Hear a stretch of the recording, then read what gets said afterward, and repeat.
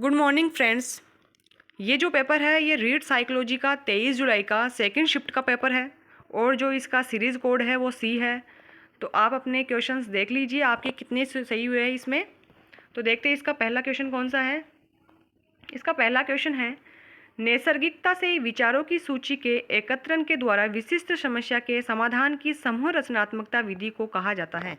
तो इसका जो ऑप्शन ए है वो इसका राइट आंसर है। सेकंड क्वेश्चन है इसका, कक्षा अधिगम में अभिप्रेरण की भूमिका किस प्रक्रिया से प्रत्यक्ष रूप से संबंधित नहीं है। इसका राइट आंसर ऑप्शन बी सही है। अगला है, शिक्षा में अवधारणा मानचित्रण किसके द्वारा सुझावित किया गया।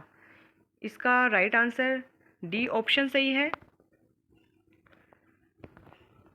अगला क्वेश्चन है, शिक्षण का कौन सा प्रकार शिक्षण के उद्देश्यों पर आधारित नहीं है।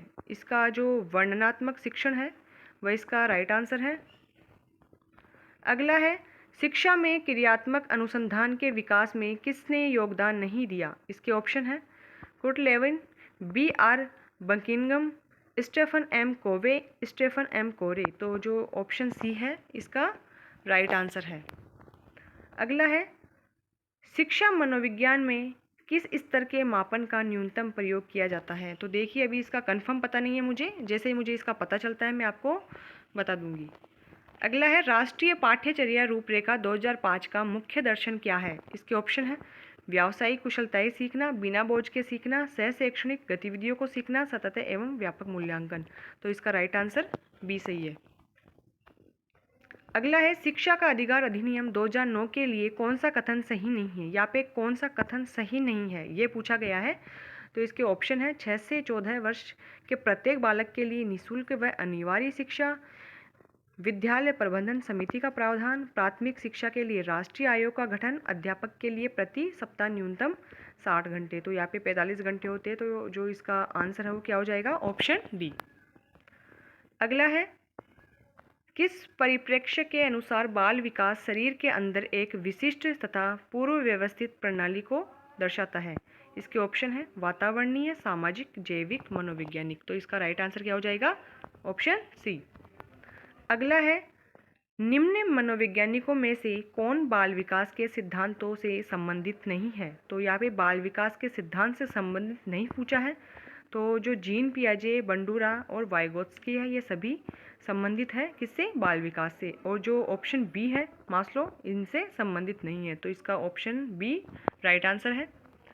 अगला है, आनुवंशिकता की भूमिका के अध्ययन के लिए कौन सी विधि वैध नहीं है।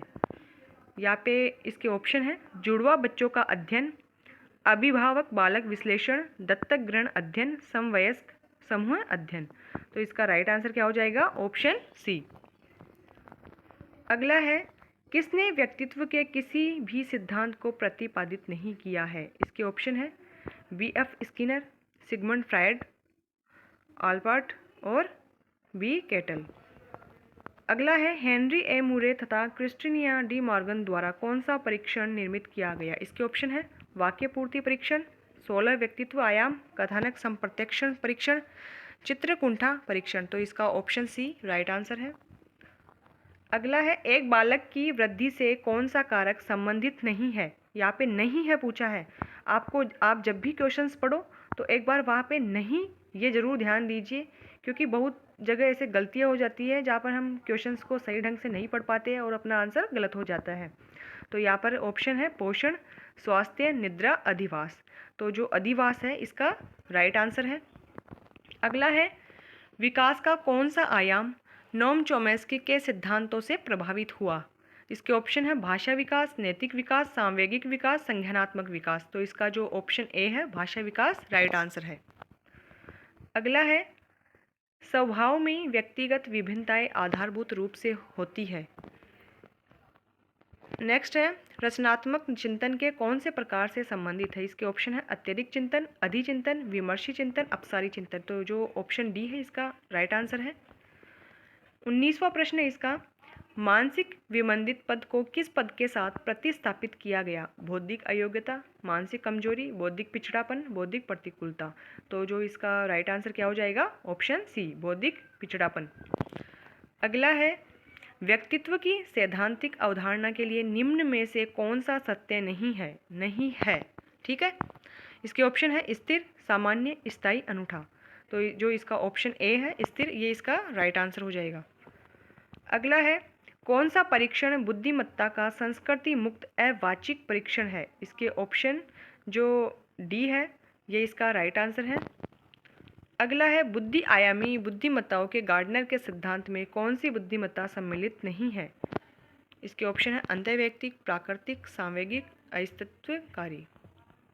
अगला है, निम्न में से कौन सा कुसमायोजन का व्यवहारात्मक लक्षण है? इसका जो राइट आंसर क्या हो जाएगा? ए। नेक्स्ट है, विशेष आवश्यकताओं वाले बच्चों के साथ कौन सी विधि प्रत्यक्ष रूप से संबंधित नहीं है? इसके ऑप्शन पाठ्यक्रम का विभिन्नीकरण, खेलकूद व अतिरिक्त पाठ्यक्रम गतिविधियों का विकास, भिन्न शिक्षण विधियां, विशेष गतिविधियों के लिए प्रशिक्षण। तो इसका राइट आंसर क्या हो जाएगा? ऑप्शन बी, खेलकूद व अतिरिक्त पाठ्यक्रम गतिविधियों का विकास। अगला है, पढ़ने से संबंधित अधिगम अक्षमता को क्या कहा जाता है? तो देखिए, ये क्वेश्चन पहले वाले भी, जैसे 24 जुलाई का जो शिफ्ट का पेपर था उसमें भी आया था ये, कि जो पढ़ने की अक्षमता है इसे क्या कहते हैं। तो ये बार बार आता है और आप बहुत ही इंपॉर्टेंट क्वेश्चन है साइकोलॉजी का, ये डिसलेक्सिया के नाम से इसे जाना जाता है। अगला है, न्यूनतम आधारभूत सुविधाओं से वंचित बालकों को निम्न रूप में वर्गीकृत किया जा सकता है। तो इसका जो ऑप्शन सी है ये राइट आंसर है। अगला है, अधिगम में पुरस्कार व दंड की अवधारणा किसके द्वारा प्रस्तावित की गई? जो इसका ऑप्शन ए है ये राइट आंसर है। अगला है, अधिगम की अवधारणा के लिए कौन सा कथन सत्य नहीं है? अधिगम व्यवहार में परिवर्तन है, अपेक्षाकृत रूप में स्थायी अंतर परिलक्षित होता है, अधिगम अभ्यास द्वारा प्रभावित होता है, अधिगम एक जन्मजात प्रक्रिया है। तो ऑप्शन डी, अधिगम एक जन्मजात प्रक्रिया, इसका राइट आंसर है। 29वां क्वेश्चन है इसका, इवान पावलोव द्वारा प्रतिपादित शास्त्रीय अनुबंधन सिद्धांत अधिगम को निम्न के द्वारा समझाता है। जो इवान पावलोव है वो किसके द्वारा समझाता है? साचर्य के द्वारा।